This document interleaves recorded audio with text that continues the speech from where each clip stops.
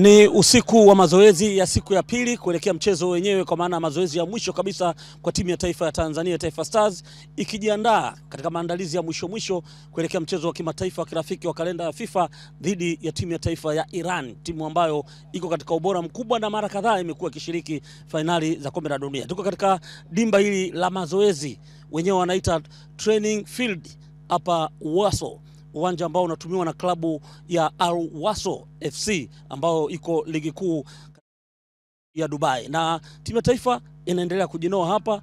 Kocha mkuu yupo pamoja na wasaidizi wake kwa ajili ya kuona namna gani mambo yatakwenda vizuri kwa ajili ya kuhakikisha timu inapata matokeo ya ushindi. Na ninaye hapa kocha Hemed Suleiman Morocco aweze kutuambia maandalizi kwa ujumla mara baada ya kutoka Tanzania kucheza michezo ile ya kufuzu kombe la dunia.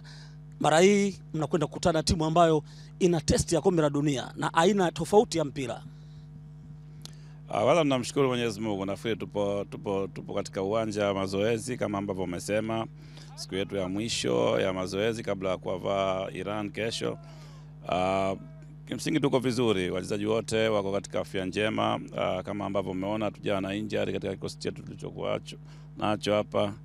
Kiakili, kimwili wako vizuri na tunataka kumaliza section yetu hapa ya mwisho. Tuko tayari, that's why tunamalizia. Tunajua tunaenda kucheza na Iran, moja ya mechi ngumu kwa sababu tunacheza na timu kubwa ambao wamekuwa na mara kwa mara wanaingia katika qualified the World Cup kama ambavyo umesema. Lakini naamini sisi tumekuwa wakubwa kiasi fulani, sio kwa sababu hapo nyuma ilikuwa ngumu kupata mechi kama hizi kucheza na nini. Kwa hivyo ni mechi ambayo acha kwanza kwetu sisi tunachukulia kwa muhimu mkubwa kwa sababu ni mechi ambayo inaongeza renki ya FIFA. Lakini cha pili ni mechi ambazo wachezaji wetu wanaanza kupata experience zaidi, sio kama ambavyo tulikuwa tunasikitika siku za nyuma wachezaji wetu wanakosa ile experience. Tumebahatika kupata hizo mechi, kwa hivyo ni mechi moja nzuri kwetu sisi, ina faida nyingi, sio, na naamini kwamba tutacheza kadri ya uwezo wetu kuhakikisha kwamba tunapata matokeo kesho.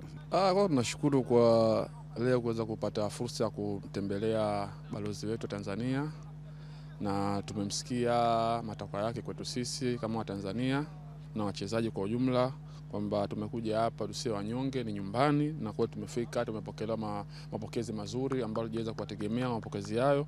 Kwa tunamshukuru kwa mchango wake mpaka sasa tulipofikia hapa. Siku kwanza tunafika hapa mpaka tulipofikia siku ya leo ambayo ndio siku ambayo ni ya mwisho kuelekea katika mchezo wetu kesho. Na tunaambia tu Tanzania na tunaahidi kwamba kesho tunakutana na timu ambayo ni bora.